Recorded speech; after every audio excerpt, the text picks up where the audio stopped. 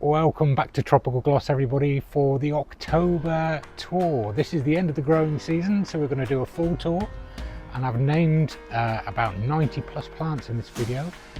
If you see a plant that isn't named and you want to know what it is, put a timestamp in the comments and I will happily, if I can, name the plant. So we're going to have a look around the whole garden, including the greenhouse today, so stick around and I hope you enjoy the video. So I'm going to start this month's tour up by the kitchen door, and we have a pot of Hedychium, Gardneranium, and yeah, this stays in the pot all season, goes into the greenhouse or the shed over winter, stays evergreen. It just gives it a better start in summer or spring, I find. I'm going to divide it next year because it's obviously right at the limit of the pot now, so more pots. Just some pots I have here, some Persicaria. This is a Daftophyllum macropodum, which has put on tremendous size in the year or so that I've had it. This will eventually go into the garden once it's sized up enough. Trachycarpus princeps, again growing on, that's done really well this year. Scheffera taiwaniana and alpinas and acacia trees, and then the Livistona chinensis, which I'm not sure what I'm going to do with. And then down there I have lots of milk bottles with seeds that just require that winter or cold scarification. So in spring, gives them a good start in there, like a mini greenhouse. Monstera still doing well at the back there. No need to bring that in yet. And then let's have a look in the greenhouse. We haven't actually been in here, so excuse the mess. It is a working greenhouse. So I've got the setup is basically I've got two heated propagators there. I've got both lids off because it's lovely and warm in here today, and I use this at this time of year for just propagating, bringing plants into, give them enough roots to last through the winter. So there's loads of stuff going on here. From, if we look down here, we've got strobilanthes and begonias and boehmerias and alströmerias, tradescantias, pileas. I have brought in the begonia luxurians, and I've also got these three rescued from the end of life shelf in a supermarket, these Musa Everred. Just see how they do next year. For £2 a pop, couldn't really say no. And then I'm doing a lot of colocasia, either runners, propagating them off, or just divisions, and just give them a bit of roots for the winter. Obviously their watering is going to reduce massively. And then I have things like agapanthus and these little things here, Isoplexus canariensis, so Canary Island foxgloves basically, and just love the look of them, something different. I'm a bit bored of crocosmia, you see, so I think these will make a difference. There's the Manihot Grahamii there, just keeping that going on for as long as I can before it sheds its leaves. Chrysalio Docarpus onilahensis, so it's basically a Madagascan feather palm. Thought I'd grow it on for a punt, see what happens. In here, in this one here, we've got Leucocasia, Thai giant, this little baby, and I had two of these. Brassioopsis hispida seedlings. One died, but this one is doing really well. So yeah, keep him going on as long as I can. And I've got other things like some Aracemas and some Gloriosa in there. So like I say, it is a work in progress. In these propagators here we have Tetrapanax root cuttings. I have brought in the Cassonias that were dug up. Just want to get the roots down as much as possible, and they're not that hardy. And yeah, so there you go. And then in winter this will be full of overwintering stuff, palm trees, tender palm trees and things like that. So the tetrapanax cutting there, boutilons. So there you go. So let's have a look around here. So still out is this magnificent Tamarillo tree, Cyphermandra bettacea, and also Solanum quitoense, which has put on some tremendous size this year, and also loads of fruits. Whether they get to fruition, I don't know, but we shall see. And then this beautiful yucca, Gloriosa variegata, still flowering away. And various different pots. So the hostas are going over, of course, it's that time of year. That's one of the plants I picked up from Pan Global, Miscanthus rossi. I potted up a Melianthus major. So yeah, everything's just kind of dying back. So this will all be eventually broken down and put into its various places. If it's tender, it's going to go in the greenhouse. If it's not, it will stay out. The boot here, as always, looks fabulous. No issues there. Yucca rostrata. There we go. Yucca rostrata, silver swan.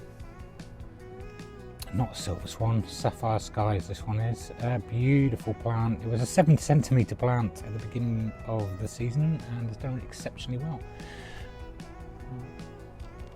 And there is a Schefflera glaborescens. I think I will put that in the greenhouse just for its first winter. The boutia is going to go down by the side of the house, stay nice and cozy for the winter. So now as everything's dying back, you can see things a little bit better, and you can see there's a Camerops humilis in there, well shaded, but it is just growing, pushing out constant leaves, great little thing.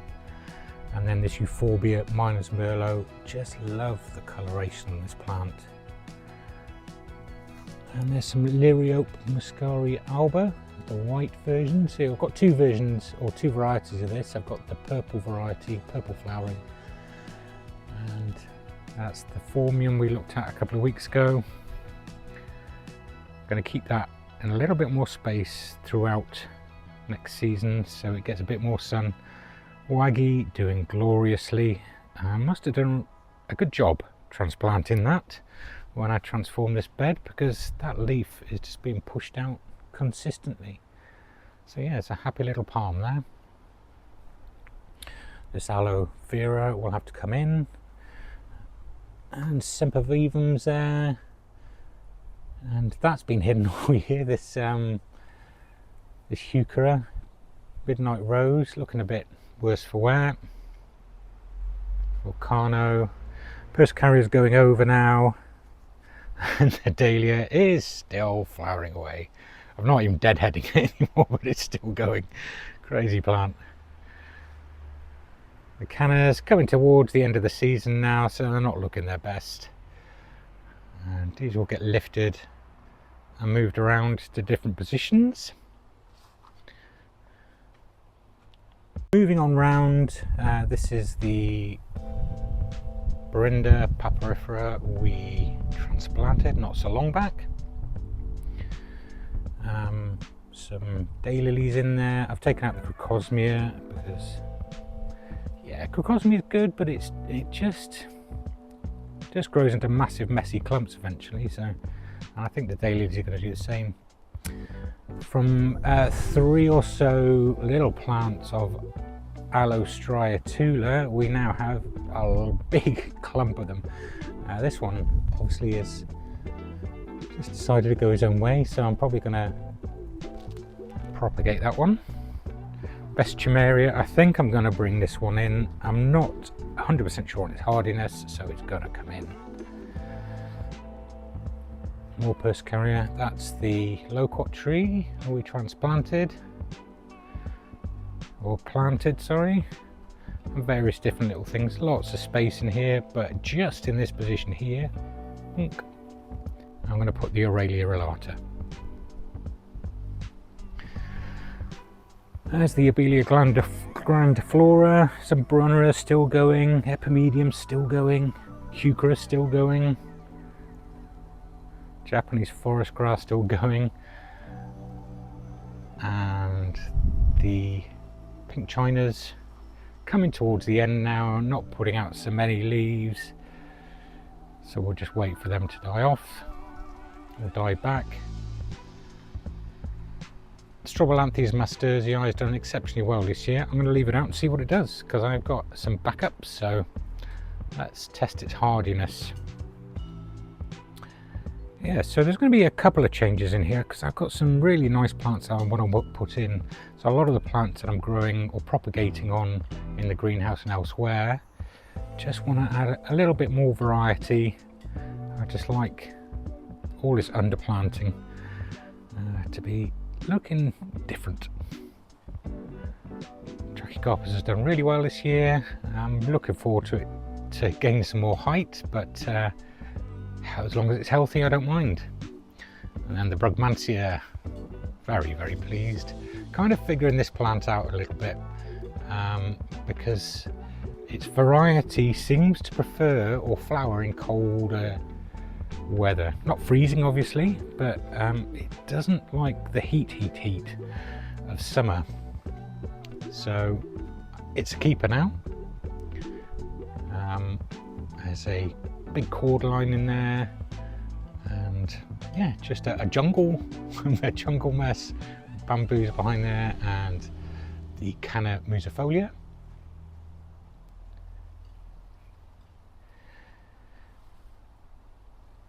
Drimys lanceolata there.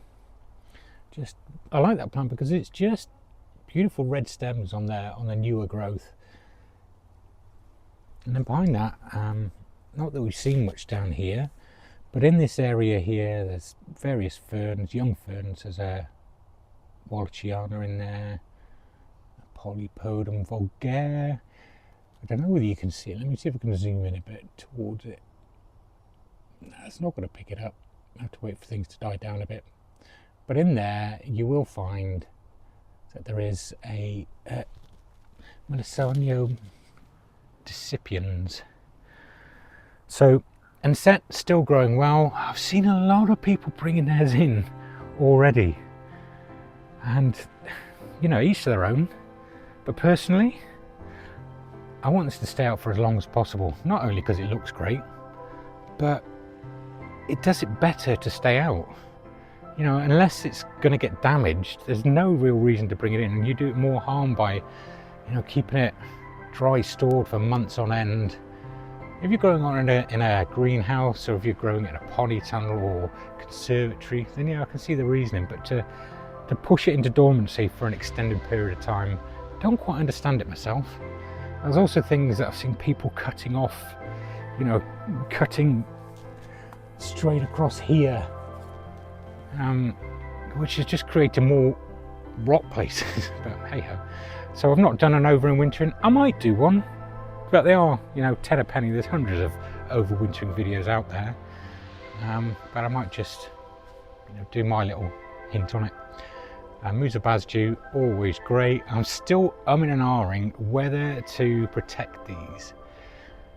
I might do. I want some to flower, or at least one to flower, but I want to get more hardy evergreens in this area too.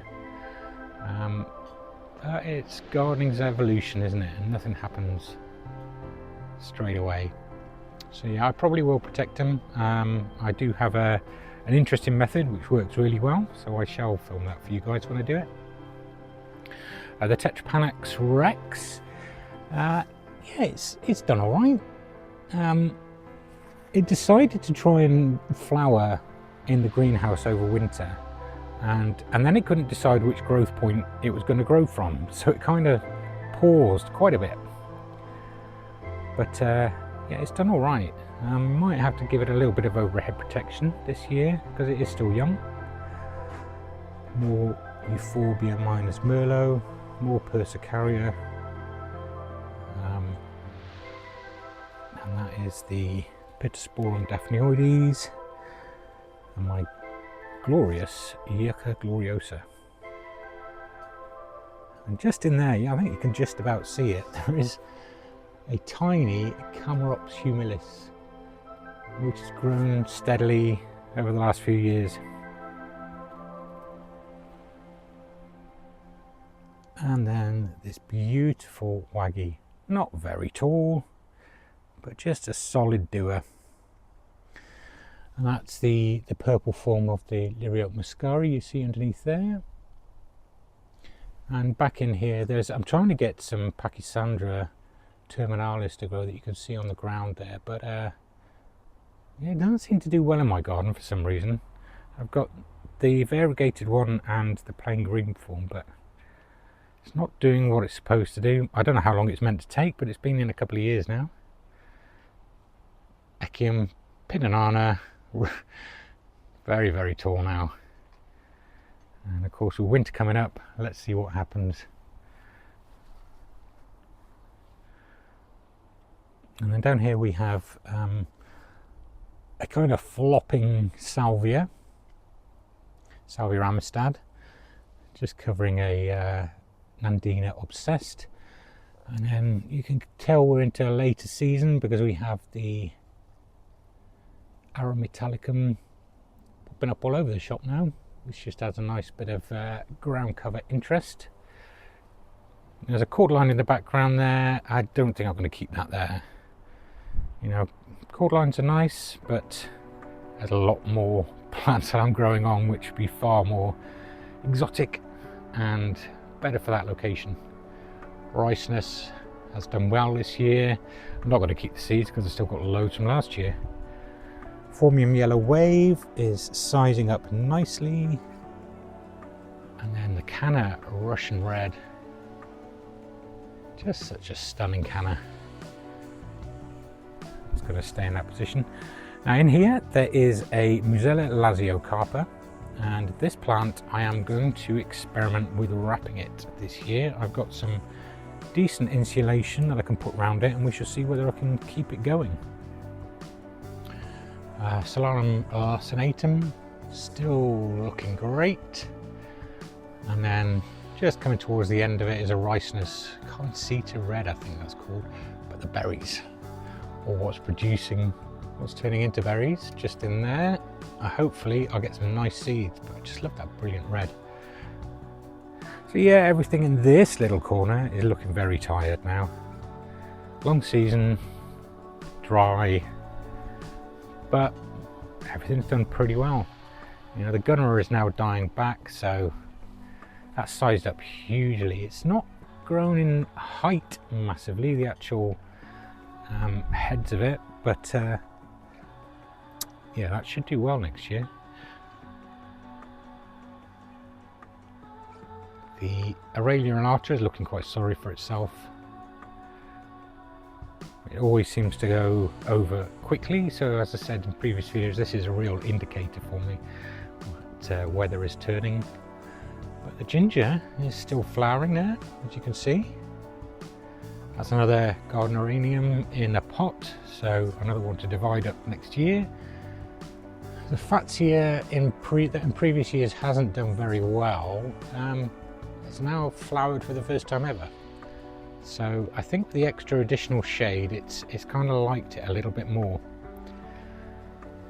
Dixonia antarctica, various other plants just coming towards the end of the season, like the Courtlias. This Begonia Santa Cruz is still going. Beautiful red plants. Going to put it red flowers. I'm going to put it in a different location next year because there's some more shade-loving plants I want to put under here. There is Scheffler Taiwaniana and lots of different ferns, etc. A Scheffler alpina and the monstrous flower head of the Tetrapanax, just a Tetrapanax papyrifera. You can see around the side there is a growing point where new leaves are coming out, so it'll be interesting to see how many more growing points it will develop, because I really love this to branch out. In there, Nandina domestica, just starting to flower, it looks like. So let's see if we can get some seeds from that. I'll get really into my propagation. I'm growing loads and loads of different, I'm kind of addicted to jungle seeds at the moment, buying loads of different stuff. Half the stuff I don't know where I'm going to put it, but it's just the fact that you can grow it. That's you know, propagating things from a tiny hard pellet into a beautiful plant. There's a Fatsia spider's web, really growing well now, turning into a lovely plant. Trachycarpus fortunei, again doing really well despite being crowded out for most of the year. I put another Blechnum spicant in this spot here to match that, and I've got a third that I want to put along this section somewhere, but we shall see. Fatsia polycarpa hasn't flowered this year but has done very well, pushing out new leaves. And the Euphorbia Pasteurei John Phillips, lovely. Mahonia, this one is soft caress, so slightly narrower leaflets to the plant as opposed to Sweet Winter, but still lovely little plant, and it's flowering for the first time. Never flowered before, third year, and it's starting to push out some flowers. And this is the area we talked about that's not done so well this year because it's very dry for it. Some bohemias and pileas and begonias. The rooster is hanging on in there. Few colour changes, but I'm really looking forward to the main foliage to get into its autumn shades, because it is such a dramatic plant in autumn. The Borgesia rufa is going to get kind of divided this year, I think. And my potted palms like the Washingtonia and the Sable Bermudana have gone into that, as you know, I've done that a previous video on these. The Washingtonia has done really well, and the Bermudana has survived. What has done pretty well, I really like, is the Trachycarpus Princeps hybrid with this beautiful bluey underside. I'm just going to keep growing that one into a pot until it gets into a decent size. And there's various other things like this dahlia, a little pot display of a yucca with some Tradescantia, the Tradescantia is still holding on. And this little pot or basket here, lots of burst carrier propagation going on.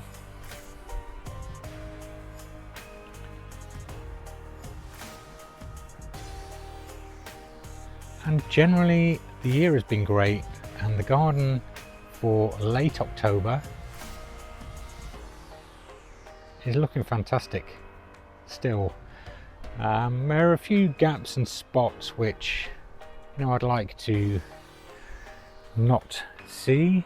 Some more hardy evergreens are needed, and the thing about autumn is it just shows you what you can do for spring.